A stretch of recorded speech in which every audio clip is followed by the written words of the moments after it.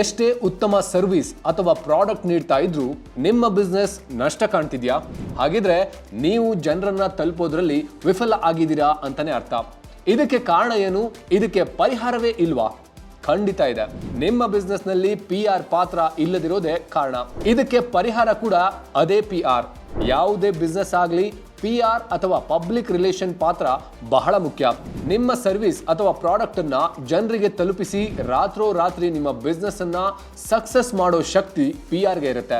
ನಿಮ್ಮ ಸರ್ವಿಸ್ ಅಥವಾ ಪ್ರಾಡಕ್ಟ್ ಬಗ್ಗೆ ಜನರಿಗೆ ಯಾವ ರೀತಿ ಅರ್ಥ ಆಗ್ಬೇಕು ಹಾಗೆ ಅರ್ಥ ಮಾಡಿಸುವ ಕೆಲಸ PR ಮಾಡುತ್ತೆ. ನಿಮಗೂ PR ಬಗ್ಗೆ ತಿಳಿದುಕೊಳ್ಳಬೇಕು ಅಂತಿದ್ಯಾ? ಕಂಪ್ಲೀಟ್ ಆಗಿ ತಿಳಿದುಕೊಳ್ಬೇಕು ಅಂದ್ರೆ ಫ್ರೀಡಮ್ ಆಪ್ ನೋಡಿ.